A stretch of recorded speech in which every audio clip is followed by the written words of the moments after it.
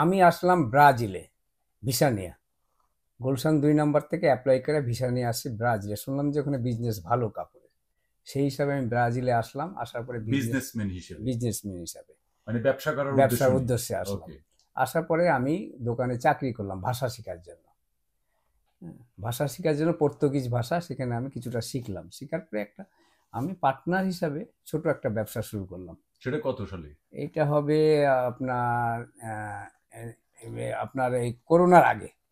ব্রাজিলে এলেন করোনার আগে? আমি 19-এ আসছি ব্রাজিলে। ওকে। ফেব্রুয়ারি 21 তারিখ আসছি। ওকে। আসার পরে আমি ওখানে চাকরি করলাম 6 মাস। করার পরে আমি এক বিজনেসে অ্যাড হলাম। হ্যাঁ, তো শুরু করতে করতেই লকডাউন এসে গেলো, করোনা এসে গেলো। তো এই করোনার মধ্যে আমি দেখি যে আমি ঘরে বসা এবং টাকার মান কমে গেল, সব দিক দিয়ে কমে গেলো, ব্রাজিলের অবস্থা খুব খারাপ হয়ে গেল। তখন সবাই বললো যে আমেরিকা চলেন, আমেরিকা চলে যায়। লকডাউনের পরে দেখলাম যে ওখানে মাত্র বাঙালি 2,500 ব্রাজিলে। তো ম্যাক্সিমামই সিলেটি, তারা সব পাড়ি দিচ্ছে আমেরিকা বাই রোডে। আমিও তখন তাদের সাথে ফ্যামিলির সাথে রওনা দিলাম। এই বুড়ো বয়সে? হ্যাঁ, এই বয়সেই নিলাম যে এটা কোনো ব্যাপার না, যে ও বাচ্চা যেতে পারলে আমি যেতে পারবো না কেন? আমি যেতে পারবো, যদি আমার রিজিক থাকে ওখানে আমি চলে যাব। আমার চেষ্টা, আমার চেষ্টায় আমি এসে পড়ছি। কোনো কিছু ভাবেন নাই যে আমেরিকায় এলে কাগজ হবে কিভাবে, না, এগুলো ভাবার পরে পরবর্তীতে যাদের যা হবে তাই আমারও তাই হবে, একই মানে অবস্থা। সবার যেভাবে হ্যাঁ, হচ্ছে সেভাবে আপনারও তাই তাই হবে? হবে। যদি কারো ডকুমেন্টস হয়ে থাকে আমারও হবে ইনশাল্লাহ। খোঁজ খবর নিয়েছিলেন কিনা এগুলো নিয়ে? মোটামুটি জানতে পারছিলাম যে এতদিনের মধ্যে ওইখানে গ্রিন কার্ড হয়ে যায়? গ্রিন কার্ড হয় বা একটা লিগেল কিছু করা যায় আর কি, এরকম ওকে। আর কি। যে থাকার জন্য একটা ওয়ে পাওয়া যাবে আর কি, ওকে। শরণার্থী হিসাবে। সেই হিসাবে আমরা ওইভাবে সবাই আসছে আর কি। আসলে তারপর যাত্রাটা শুরু করলেন করোনার পর? করোনার পরে, করোনার 4-5 মাস পরে। আচ্ছা, দালাল ধরতে হলো? দালাল বলতে আমরা 12 জন ছিলাম ফ্যামিলি সহ একসাথে। ও, Bangladeshi family? Bangladesh family, Sylheti family আর কি। 2 ফ্যামিলি ছিল, তারা বাচ্চা কাচ্চা সহ একসাথে আমরা প্ল্যান প্রোগ্রাম করে রওনা দিলাম। এইভাবে আসতে হবে কোথা থেকে, পেরু দিয়ে। ব্রাজিল থেকে পেরু যেতেন? হ্যাঁ, পেরু আসলাম, পেরু বর্ডারে আসলাম। ওখানে এসে রাত্রে থাকলাম। থাকার পরে ওখানে দালাল, তারা হোটেল থেকে দালালের ব্যবস্থা করে দিল আমাদের। পেরুর থেকে নিয়ে যায় আমাদের, দালালের সব ব্যবস্থা করে এক বাসায় রাখলো। রাত্রে রাখার পরে হ্যাঁ সেই অনেক ওখানে ফ্যামিলি, অনেক ফ্যামিলি, তারা অন্য দেশের ফ্যামিলি সবাই মিলে রেখে আমাদের ওখান থেকে কন্ট্যাক্ট হলো। কন্ট্যাক্ট হওয়ার পরে আমরা ওই পেরুর থেকে রওনা দিলাম 3 দিন। সেখান থেকে আরেক দালাল? হ্যাঁ, আর এক দলের সাথে অ্যাড করে দিল, তারা আমাদের বাসে উঠিয়ে দিল। বাসে উঠে 3 দিন 3 রাত লাগলো। পেরু পাড়ি দিয়ে আসলাম। আসার পরে ইকোডোরে আসলাম। ইকোডোরে এসে আর এক দালালের হাতে দিল আমাদের। আচ্ছা। ওখান থেকে আর এক দালাল নিয়ে গেল। নিয়ে যাওয়ার পরে আমাদেরকে ট্যাক্সিতে উঠে নিয়ে তারা এক রাত্রে এক বাসায় রাখলো। হ্যাঁ। রাখার পরে তারা ওখানে আমাদের খাওয়া দাওয়ার ব্যবস্থা করলো। খাওয়া দাওয়ার ব্যবস্থা করার পরে ওখানে রাত্রে থাকার পরে ভোর রাতে আমাদের দিকে তারা আমাকে ডাক দিল, আমাদের সবাইকে নিয়ে তারা বাসে উঠে দিল, কিছু দূর নিয়ে যায়। আচ্ছা, তখন পেরু পার হয়ে গেছেন? পেরু পায়ে ইকোডোর, আমরা ইকুয়েডরে ইকোডোরে চলে বর্ডার আসছেন? পারে, ইকোডোর থেকে আমরা রওনা দিলাম বাসের মধ্যে। আচ্ছা, আপনাদের কন্ট্রাক্ট দালালের সাথে হ্যাঁ, কত প্রতিটা টাকা হয়েছিল? না ওরকম না, প্রতিটা বর্ডারে $200-250 এরকম জনপ্রতি $100 পারি করে, এই বর্ডার ও ওই আচ্ছা বর্ডারে আচ্ছা, মানে এইভাবে কন্ট্যাক্ট হয়েছে। রাষ্ট্র সীমানা পার হওয়ার জন্য যতটুকু কন্ট্রাক্ট করা যায় হ্যাঁ, আর কি। ওইটুকু আর কি। প্রতিটা বর্ডারে পার করার কন্ট্রাক্ট, যে পৌঁছে আরেক বর্ডারে পৌঁছে দেওয়া, কোনো আরেক দলের কাছে দিয়ে দেবে। Okay. এই হিসাবে তাদের কাছে এইভাবে কন্ট্রাক্ট হয়। এগুলো কি সবার এরকম না শুধু আপনাদের? আমরা এরকম ভাবে আসছি, আর কিছু লোক আসছে সরাসরি দালাল কন্ট্যাক্ট করে, একদম আমেরিকা কন্ট্যাক্ট করে ফুল আসছে। প্যাকেজ? Full package. আপনাদেরটা প্যাকেজটা ফুল ছিল না, না? ফুল ছিল না। আমরা মানে ধাপে ধাপে আপনার Okay. প্রতি আর বর্ডারে। সবাই তো আসে হয়তো সৌদি আরব থেকে বা সাউথ আফ্রিকা সাউথ থেকে বা আফ্রিকা অন্যান্য থেকে, দেশ থেকে, বাংলাদেশ অন্য দেশ থেকেই থেকে, হ্যাঁ, কিন্তু আপনারা তো ব্রাজিল থেকে এসেছেন। ব্রাজিল থেকে আসছে। Okay. তারপর জার্নিটা কেমন হলো, মানে আপনি পেরু থেকে ইকুয়েডর ঢুকলেন, তারপর? তারপরে আমরা আসলাম ইকুয়েডর থেকে। আসার পরে আমরা ইকুয়েডর থেকে পাড়ি দেওয়ার পরে আমরা চলে আসলাম ওই কলম্বিয়া। কলম্বিয়া বর্ডারে চলে আসলাম। কলম্বিয়া বর্ডারে রাত্রে আমাদের পাহাড়ের উপরে রাখলো। 3 দিন ছিলাম আমরা ওখানে। ওখানে থাকার পরে আমরা সকালে উঠে আমাদের পরের দিন, 3 দিনের পরের দিন আমাদেরকে নিয়ে গেল, বাসে উঠে দিল, একটা নর্মাল বাসে উঠে দিল। আমরা এই বাসে উঠে আমরা চলে গেলাম আপনার কলম্বিয়ার থেকে চলে গেলাম আমরা আপনার পানামা বর্ডার। হুম হুম পানামা বর্ডার থেকে আমাদের হ্যাঁ আবার ওই বাসে উঠিয়ে দিল। বাসে উঠে আমরা চলে আসলাম নিকোনিনে আসলাম। নিকোনিন মাথা মানে পানামার শেষ মাথায়, কলম্বিয়া শেষ মাথায় আসলাম। আসার পরে নিকোনিনে পানামায় এসে ওখানে আমাদের উঠিয়ে দিল। উঠে স্পিড বোটে রাত্রে থাকলাম আমরা হোটেলে, থাকার পরে স্পিড বোটে হ্যাঁ উঠে যাওয়ার পরে আমরা আপনারা ডেরিয়ান গ্যাপ পার হন নাই? না না না, মানে আপনাদের স্পিড বোটে করে আপনারা সমুদ্র পথে গেছেন? হ্যাঁ সমুদ্র পথে। ডেরিয়ান গ্যাপ সেই না না, ভয়াল ডেরিয়ান গ্যাপের গল্প শুনি আমরা, ওটা আছে ওটা এর পরবর্তীতে। হ্যাঁ আচ্ছা হ্যাঁ, পরে নিকোনিনে আসে আমরা এখানে রাত্রে থাকলাম হোটেলে। পরের দিন আমাদের সকালে সরকারি বোর্ডে স্পিড বোর্ডে হ্যাঁ সাগর পাড়ি দিতে হলো। সরকারি বোট কেন? ওখানে সরকারি বোর্ডেই পার করে, হ্যাঁ ওখানে দিতে হয় আপনার $120 করে। আচ্ছা, মানে চক্রটা সরকারের নজরে আছে সরকারের। ইউনিসেফ আছে, আমাদের ডাক্তার চেক আপ দিচ্ছে রাস্তায়। আচ্ছা আচ্ছা, আপনারা তাহলে এমন কি যে ইকুয়েডর বা অন্য কোন দেশে আপনারা রিফিউজি হয়ে গেছেন? হ্যাঁ রিফিউজি, হ্যাঁ প্রত্যেক জায়গায় আমরা রিফিউজির জন্য আমাদের হেল্প করছে তারা। আমরা না খাওয়া অবস্থা, আমাদের চেক আপ করতে হবে, আমাদের খাওয়ার ব্যবস্থা করতে হবে, আমাদের শরণার্থী খানা তারা দিয়েছে, থাকার ব্যবস্থা দিয়েছে যে তোরা যদি তোর টাকা পয়সা না থাকলে তোরা ওই শরণার্থীর তারা অ্যাড্রেস দিয়েছে যে ওখানে যা তারা থাক, হ্যাঁ গভর্নমেন্ট চালাবে, খাওয়া খরচ দিবে সব। হ্যাঁ প্রত্যেকটা দেশে আমাদের এরকম সহযোগিতা করেছে। আচ্ছা, তো তারপর ওরা কি আপনাদের সীমান্ত পাড়ি দেওয়ার জন্য সীমান্ত থেকে বের করে দিচ্ছে আপনাদের? তাদের না সীমান্ত না, তারা আমরা যে পথে যাচ্ছি তাদের সেই ইমিগ্রেশন গুলো আমাদের সুন্দর পথে নিয়ে যাচ্ছে, এটা ইমিগ্রেশন এইভাবে পার হতে হবে। আচ্ছা, ব্যাপারটা এরকম যে আপনি একটা রাষ্ট্র থেকে আরেকটা রাষ্ট্রে ইমিগ্রেশনে ঢোকার পরেই শরণার্থী হয়ে গেছে, হয়ে যাওয়ার পর তারা তাদের জিম্মায় নিয়ে গিয়ে খাওয়া দাওয়া ব্যবস্থা তারা, এবং আমাদের পাসপোর্ট বা ফটোকপি থাকলে বা অ্যাড্রেস থাকলে তারা এটা লিখছে তারা। তো আপনাদের কি এরা কারাগারে দেয় নাই? না, এরা কারাগারে কোথাও দেয় বেরও করে দেয়নি? না, বের করে দেওয়া নাই, না ওরা কোথাও বের করে দেয়। আপনারা ওইখান থেকে বের হয়েছেন কিভাবে? আমরা বেরিয়েছি প্রতিটা বর্ডারে, আমরা তো পথ চিনি না, পরে বাধ্য হয়ে যে বর্ডার গুলো পার হবো সেগুলো কিছু দালাল থাকে, হ্যাঁ দালালের মাধ্যমে আমাদেরকে পার করেছে। আপনারা শেল্টার থেকে বের হলেন কিভাবে? রিফিউজি ক্যাম্প থেকে বা রিফিউজি ক্যাম্পে এটা আমরা अवेलेबल চলাফেরার জন্য ওপেন, কোনো সমস্যা নাই আমাদের। কোথাও চলে গেলে তাদের কোনো এটা আসে না, তারা জানে যে এই দেশে থাকবে না, তারা আমেরিকা চলে যাবে তারা। এই জন্য তারা আপনাদের আটকায় না, আটকায় না, পুলিশে আমাদের হয়রানিও করে না, পুলিশ সেনাবাহিনী না কেউ আমাদের হয়রানি করে না, তারা জানে যে এগুলো বাইরের থেকে আসছে, সব চলে যাচ্ছে। বরং অপ্রকাশ্যে তারা আরো আপনারে হেল্প করার চেষ্টা করছে, এবং বিভিন্ন কোম্পানি আমাদের হেল্প করার জন্য, ইউনিসেফ, রেড ক্রস এরা এসে আমাদের খাবারে বা কাপড় চোপড়ে দেওয়ার ব্যবস্থা করছে তারা। এরপরে কোন দেশ গেলেন? এরপরে আমরা গেলাম পানামার থেকে নিকোনিনে কাপড়খানা গেলাম, ওই পারে হ্যাঁ কাপড়খানা যায় বর্ডার, সাগর পাড়ি দিয়ে 3 ঘন্টা পাড়ি দিয়ে ওখানে যায় পৌঁছলাম। পৌঁছার পরে দিলেন কি দিয়া? ওই স্পিড বোট দিয়ে, সরকারি স্পিড বোট। সাগরে ঢেউ নাই? হ্যাঁ প্রচন্ড ঢেউ আছে, হ্যাঁ তো স্পিড বোটটা হলো 3 মেশিনের, হ্যাঁ বড় সাইজের, হেভি। এই জন্য আমরা যখন বলছি যে আমাদেরকে টিকিট করতে হবে 3 মেশিনের, 2 মেশিন হলো না, বড় স্পিড বোটে, হ্যাঁ এটা আমরা বলেই নিয়েছি।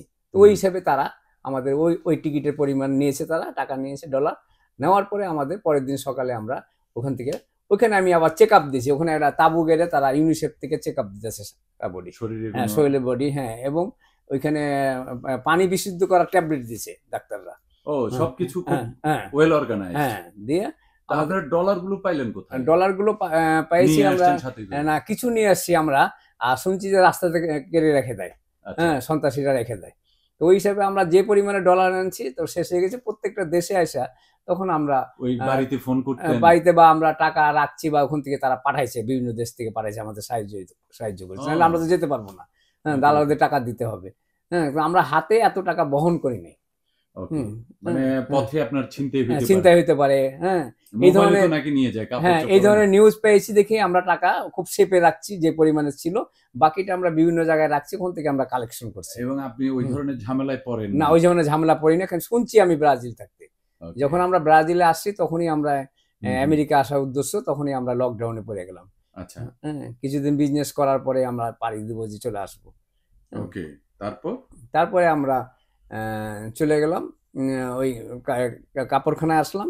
আসার পরে দালালরা আমাদের হোটেলে নিয়ে গেল, হোটেল নিয়ে রাখার পরে পরের দিন সকাল 7টায়, সন্ধ্যা 7টায় একদিন দিন থাকার পরে, রাত্রি থাকার পরে, পরের দিন থাকার পরে 7টায় আমি আসছি। আসার পরে আমার ওই দালালরা তারা বলছে যে পরের দিন আমরা সন্ধ্যা 7টার সময় আমরা পানামা পাড়ি দেবো, পানামা নিয়ে যাব। আচ্ছা, পানামা নিয়ে যাব, পানামা সাগর পাড়ি দিতে হবে। এটা প্রায় 4.5 ঘন্টা রাস্তা সাগরের রাত্রে। রাত্রে নেওয়ার পরে আমরা রেডি প্রস্তুত। এতদিন ধরে আপনারা ইকুয়েডর, কলম্বিয়া এইভাবে দিয়ে 3 দিন 4 দিন 7 দিন করে এইভাবে আমাদের সময় চলে গেছে রাস্তায়। এরপরে পানামা, পানামা মেন। পানামা আমরা জঙ্গল পাড়ি দিতে হবে, আমাদের সাগর পাড়ি দিয়ে জঙ্গল পাড়ি দিতে হবে। সবচেয়ে ভয়ঙ্কর এটা। তখন ওই পথগুলো খুব কঠিন ছিল। তখন রাস্তাতে আমরা তখন এই সন্ধ্যা 7টার সময় আমাদের সবাইকে নিয়ে স্পিড বোর্ডে উঠাইলো। স্পিড বোর্ডে উঠাইলো, সেটা ছিল 3 মেশিনের। 3 মেশিনের বলে নিয়েছিলাম আমরা 3 মেশিনে নেব।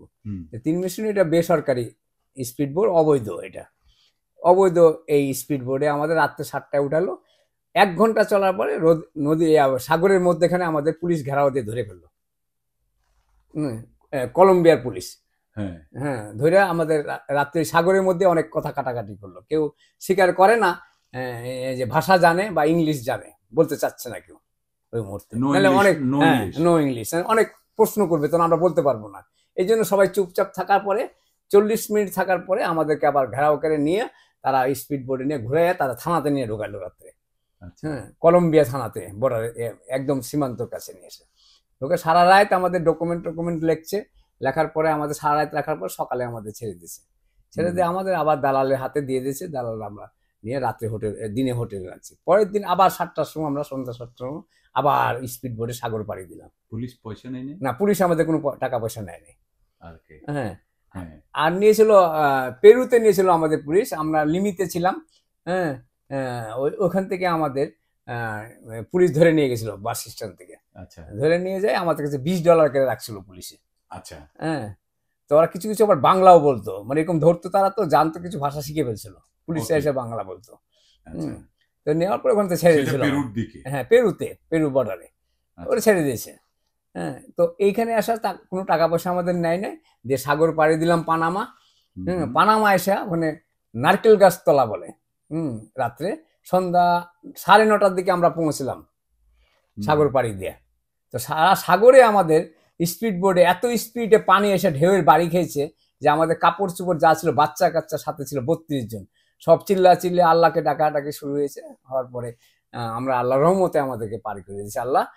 পার হয়ে আমরা দেখলাম যে লাইট জ্বলতেছে সাগরের পারে। ওখানে আমাদের নামাইলো। আমরা ভিজা অবস্থায় ওখানে $20 করে তাবু গাড়া আছে। তাবুর মধ্যে আমরা পরে রাত্রে আমরা এই ভিজা অবস্থায় ওখানে আমরা রাত কাটাইছি।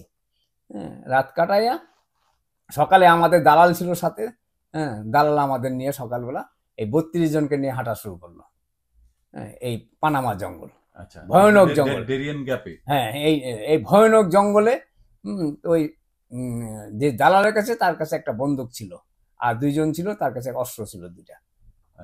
ওরা রাখছে আর কেউ যদি হামলা সেভ করে ওখানে তারা জঙ্গলে হামলা দিয়ে আমাদের সব টাকা পয়সা কাপড় চোপড় নিয়ে যায় তারা। এই ধরনের ঘটনা আছে। এই কারণে তারা এটা নিরাপত্তার জন্য তারা আমাদেরকে নিয়ে গেল। 32 জন আছে আপনার? 32 একসাথেই আমরা আছি। এখনো আছেন? এখনো। সবাই কি বাংলাদেশি? সবাই বাংলাদেশি। এই 32 জন সবাই বাংলাদেশি? ফ্যামিলি কয়টা আছে? ফ্যামিলি 2 ফ্যামিলি ছিল সাথে। 3 ফ্যামিলি ছিল। 3 ফ্যামিলি। বাচ্চা একটা ছিল 5 বছরের বাচ্চা, আরেকজনের ছিল 5 বছরের, এরকমই হবে, আর 10 বছরের, 7 বছরের, এরকম। ও মাই গড। এগুলো এরা কষ্ট করে নাই? হ্যাঁ, কষ্ট করছে। রাস্তায় চিল্লাচিল্লি, তাদের খাওয়াটাও আনছে, অনেক কষ্ট করছে।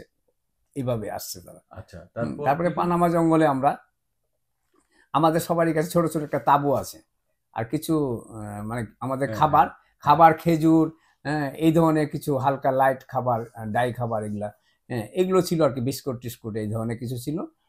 এগুলো সবাই বহন করতে পারে না, ওজন হয়ে যায়।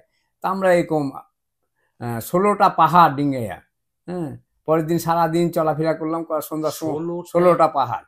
একটা পাহাড়ে উঠতে 3 ঘন্টা লাগে। 3 ঘন্টা লাগে, 4 ঘন্টা লাগে, নামতে লাগে 2 ঘন্টা উপর থেকে।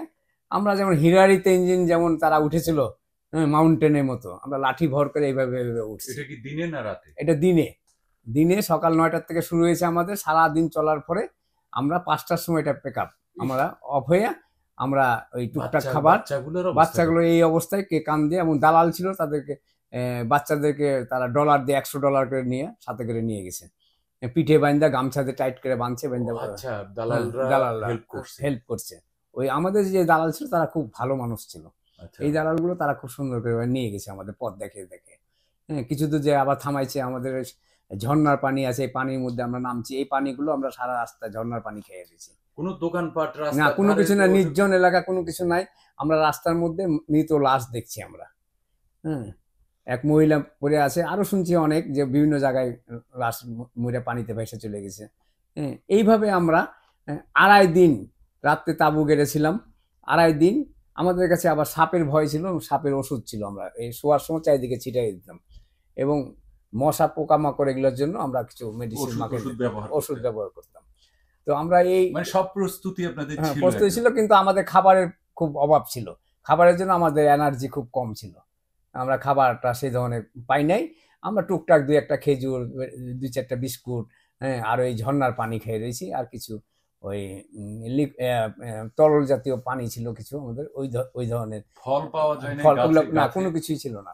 হ্যাঁ, কোনো শব্দ নাই, কোনো লোকজন নাই, কোনো নীরব, কোনো দিকে তাকালে কোনো, সম্পূর্ণ এই রাস্তাটাই ছিল পাহাড়ের উপর দিয়ে, পাহাড় দিয়ে উঠতে হবে, নামতে হবে, পাহাড়ের উপর দিয়ে সবকিছু, কোনো লোকালয় নাই, না কোনো লোকালয় নাই, কোনো কিছু নির্জন, কোনো মানুষ এক্সট্রা নাই, শুধু আমরা এই 32 জন। একজন যদি পিছিয়ে পড়ে যায় সে আর আসতে পারবে না জীবনে, শেষ। তার মানে তারে আর কেউ খেয়াল করবে না, কারণ এখানে কাউকে বাপ ছেলে কোনো সম্পর্ক নাই। যদি বাপ যদি পিছিয়ে পড়ে যায়, ছেলে আনবে না, বাপ থেকে যাবে, কারণ তার জন্য দালালরা বসে থাকবে না, তাকে তার জন্য 10 মিনিট ওয়েট করবে, অসুস্থ হয়ে গেলে 10 মিনিট ওয়েট করে রেখে চলে যাবে।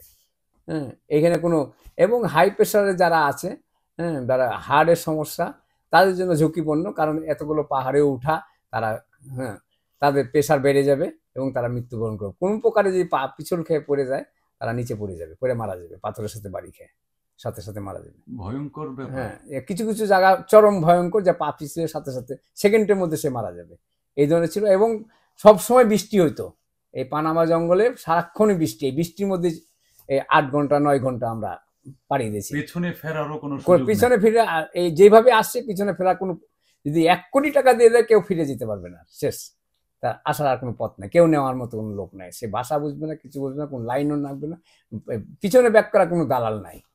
এই ধরনের সামনের দিকে আসে, কিন্তু পিছনে নিয়ে যাওয়ার কোনো দালাল নাই।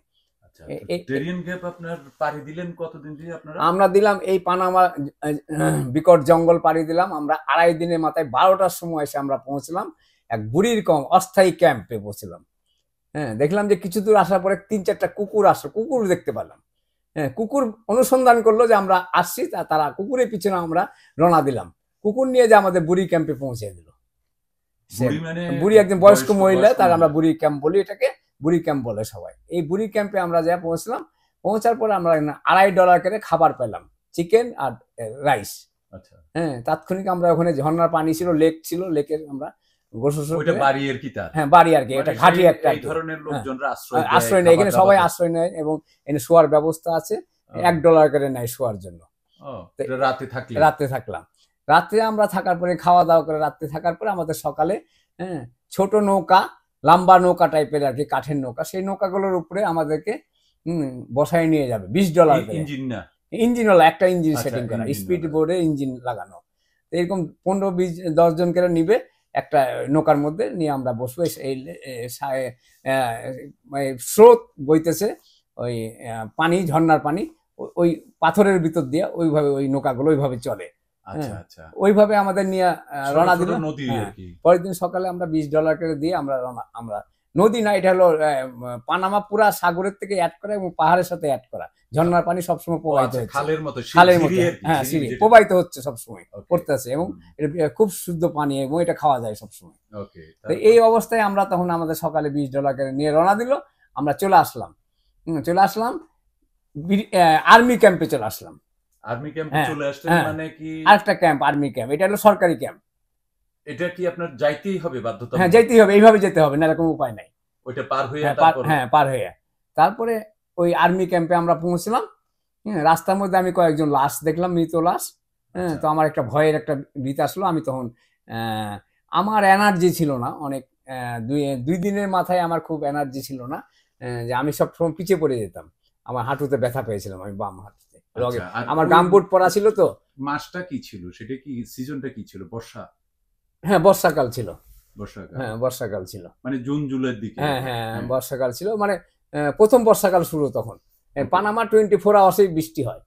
হ্যাঁ, দিয়ে তারপরে ওখান থেকে আমরা ওই রওনা দিলাম, রওনা দিয়ে ওই আর্মি ক্যাম্পে পৌঁছলাম। পৌঁছার পরে আমাদের ওখানে যে আর্মিদের সাথে লাইনে দাঁড়ায় আমরা সব ডকুমেন্ট দিলাম, কে কোথা থেকে আসছে, কার ডকুমেন্টস, হ্যাঁ সব দিলাম। দিয়ে লিস্ট করার পরে আমাদের তারা প্যাকেটের খাবার দিল, চাল ডাল, হ্যাঁ এইসব খাবার দিল আমরা রান্না করে খাওয়ার জন্য। কিন্তু আমরা যার যার খাবার নিয়ে, এতজন বললে আমরা এতজন খাবার নিলাম, নিয়ে যাই আমরা ওখানে আমাদের তাঁবু গাড়লাম, এবং কিছু রুম আছে, রুমে ওখানে যে আমরা কাঠ টাট এগুলো চুলা নিয়ে ব্যবস্থা করে আমরা রান্না শুরু করে দিলাম। রান্না করে খাওয়ার পরে কিন্তু ওখানে অতিরিক্ত মশা ছিল, সেই মশাগুলো দাঁড়িয়ে থাকতে পারতাম না, মশাতে কামড় দিতে, সারা শরীর মশা কামড়। তখন আমাদের কিছু মেডিসিন ছিল, মেডিসিনগুলো মাখলাম, মাখার পরে আমরা ওই রাত্রে রান্না বান্না করে খাওয়া দিন করলাম। পরের দিন আমাদের সকালে আবার আর এক ক্যাম্পে নিয়ে যাবে, ওখান থেকে আমাদের আর একটা বোর্ডে উঠাইলো আর্মি। হ্যাঁ আর্মিরা নিজেরা, না এত না, দালাল শেষ আমাদের। আচ্ছা, দালাল পানামা মাথা পর্যন্ত এসে বুড়ি ক্যাম্প পর্যন্ত বিদায় দিয়ে দিচ্ছে, পানামা থেকে চলে গেছে তারা। আচ্ছা, হ্যাঁ ব্যাক করে চলে গেছে। তার মানে আপনারা এই পানামা পর্যন্ত কয়টা দালাল ক্রস করলেন? পানামা পর্যন্ত প্রতিটা বর্ডারে, প্রতিটা দেশে একটা করে দালাল চেঞ্জ হয়েছে। লাস্ট পানামার হাতে আমাদের দালালের কাছে দিয়ে দিল, নাম দিয়ে দিল, ও এসে তোদের রিসিভ করবে, তোদেরকে নিয়ে যাবে। হ্যাঁ, ও আমাদেরকে নিয়ে পানামার শেষ মাথায় এসে পৌঁছে দিল বুড়ি ক্যাম্প পর্যন্ত। ওখান থেকে তারা বিদায় হয়ে গেল। বিদায় হয়ে তারা তখন আমরা এই তৃতীয় ক্যাম্পে রওনা দেওয়ার জন্য আমাদের সকালবেলা আর্মিরা নিয়ে গেল সব। তখন এই পথের মধ্যে দেখলাম যে পানির মধ্যে কুমির দেখা গেল অনেক। আচ্ছা, হ্যাঁ এই কুমির গুলো দেখলাম আমরা তাকায় তাকায়। সেটা কোস্টারিকা? হ্যাঁ কোস্টারিকা। পানামা না, পানামা শেষ হয়নি আমাদের, পানামার ভিতরে এখনো আছে। হ্যাঁ পানামা এখনো আছে।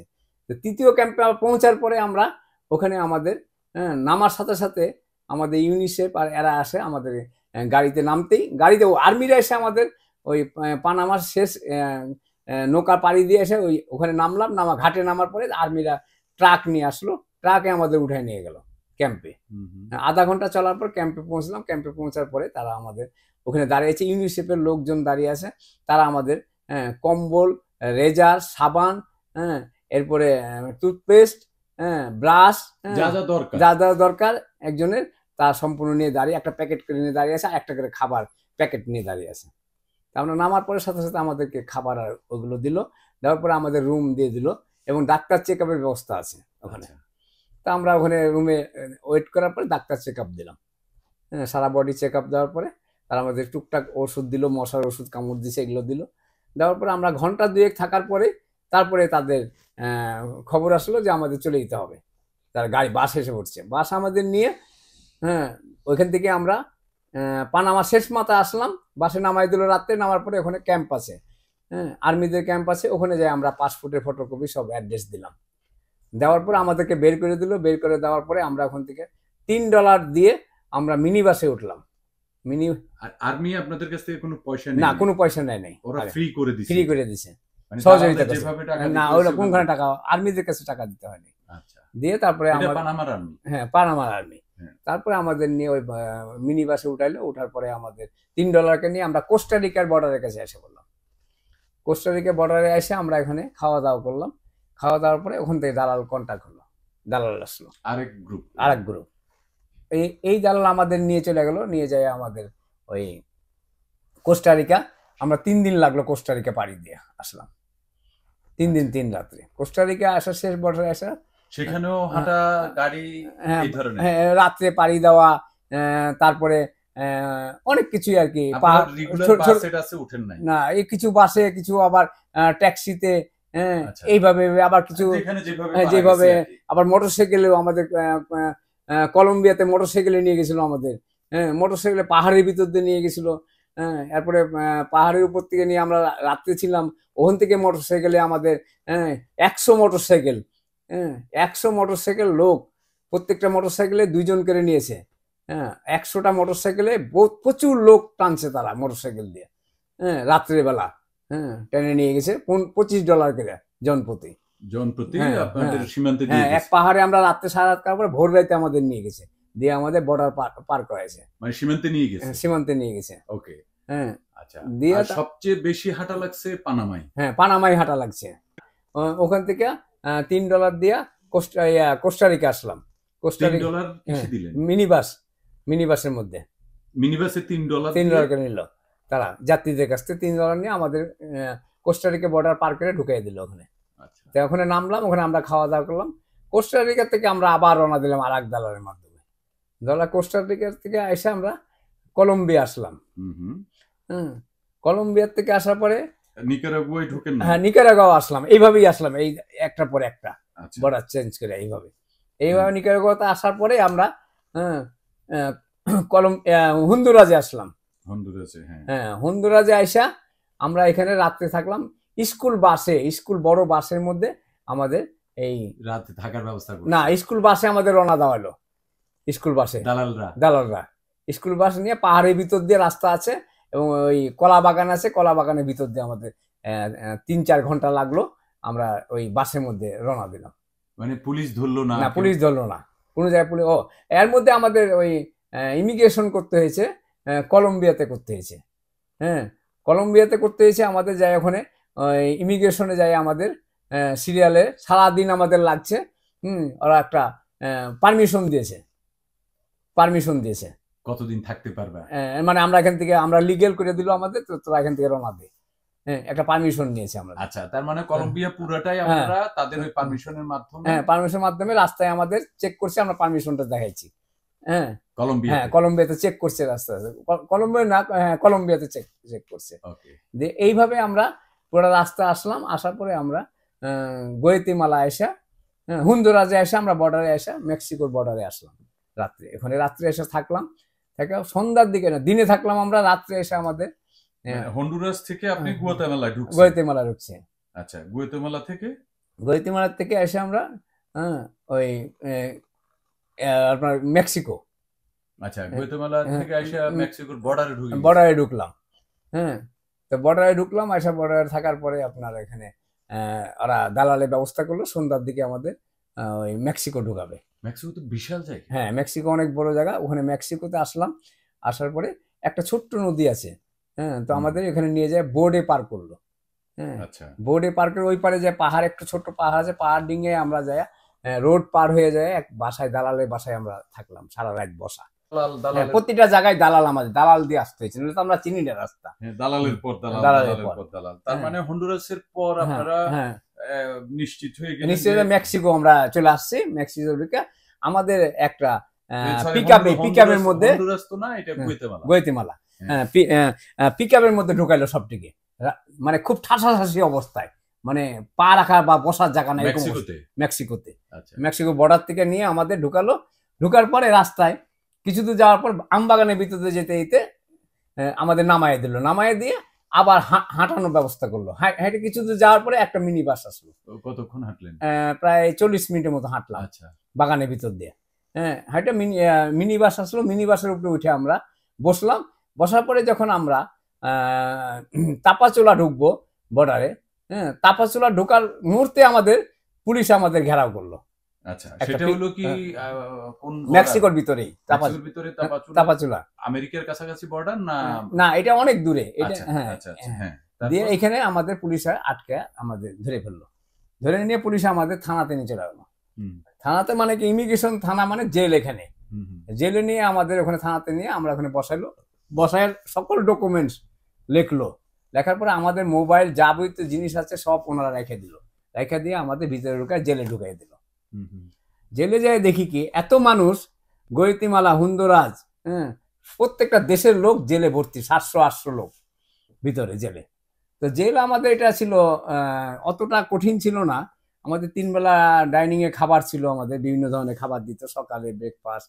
হ্যাঁ, এরপর আমাদের গোসলের ব্যবস্থা ছিল, শোয়ার ব্যবস্থা ছিল, এসি রুম ছিল, কিন্তু আমাদের কোনো গায়ে দেওয়ার কোনো কাপড় চোপড় ছিল না।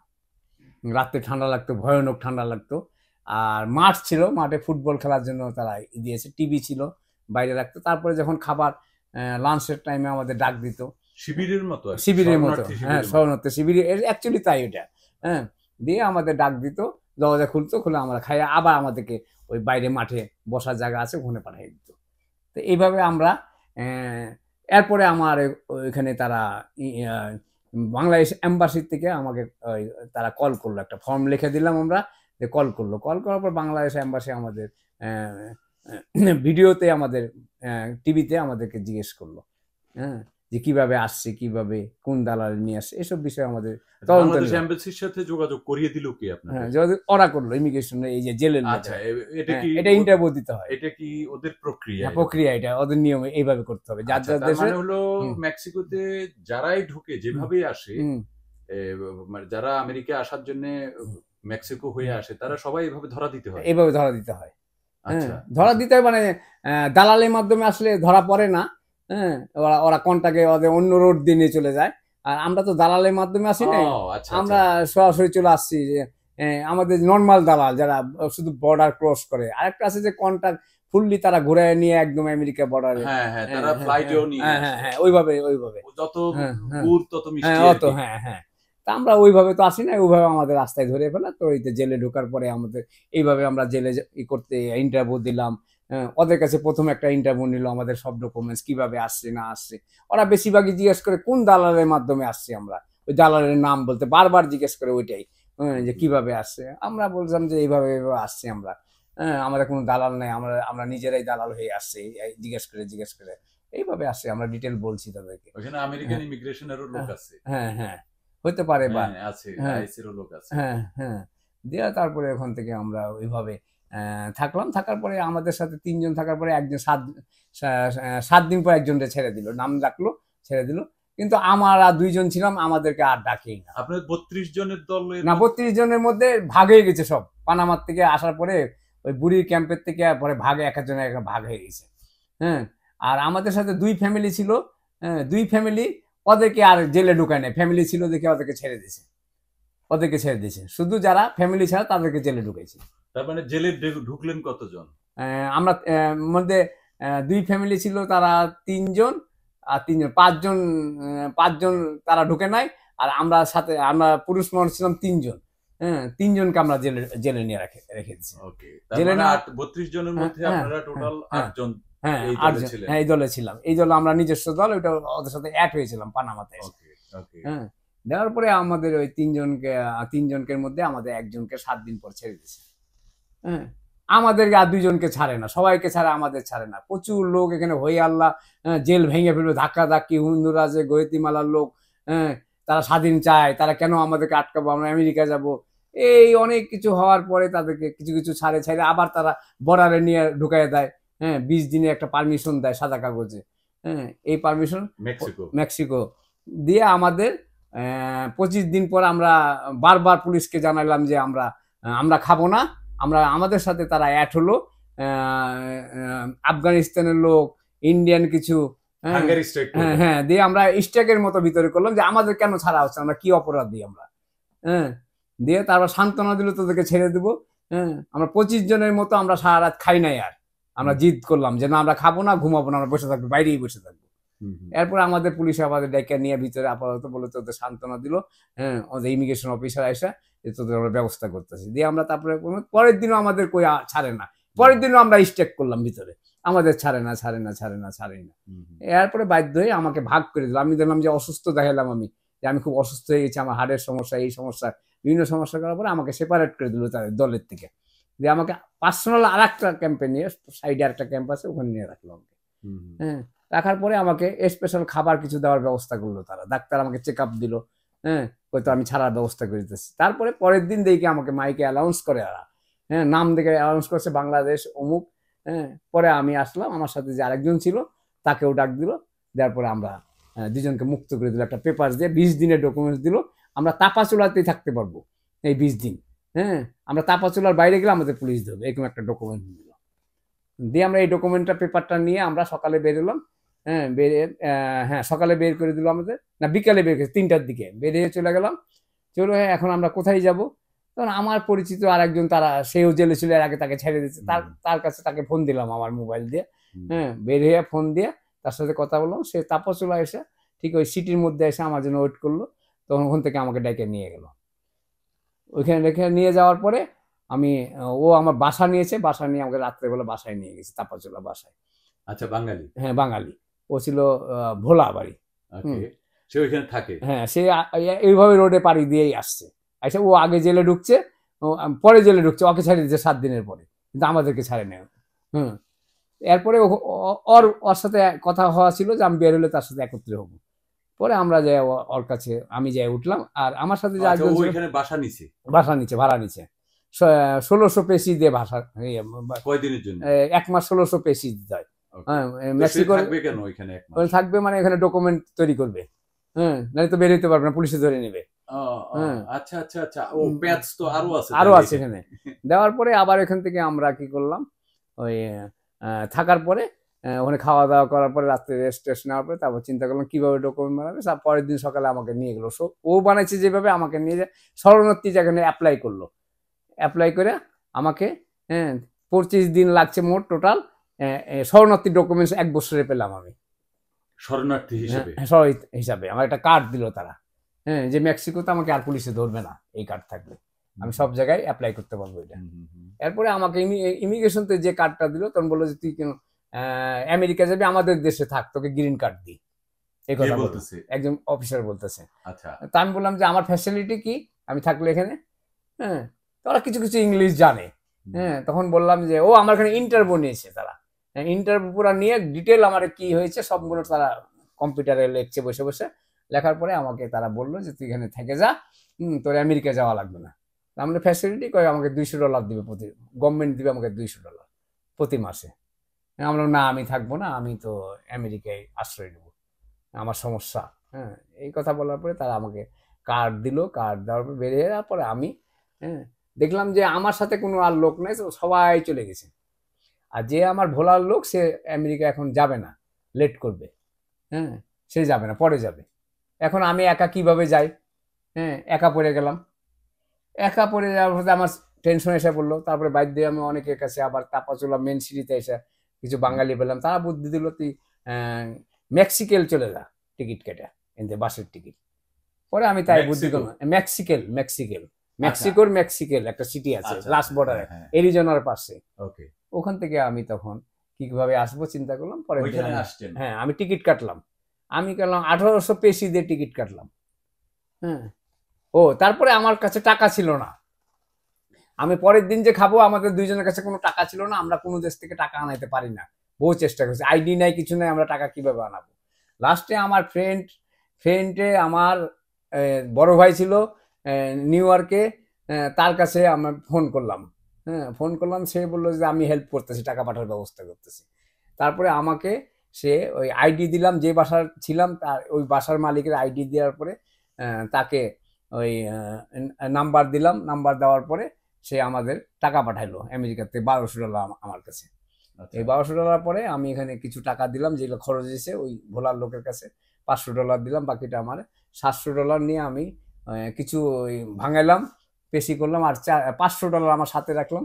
দিয়ে আমি মেক্সিকেলে রওনা দিলাম টিকিট কেটে। মেক্সিকেলে রওনা দেওয়ার পরে আমি 3 দিন 3 রাত লাগছে আমার মেক্সিকেলে একা রওনা দেয়া। এই বাসের মধ্যে 3 দিন 3 রাত। 3 দিন 3 রাত, এই মাথার থেকে ওই মাথা পৌঁছতে।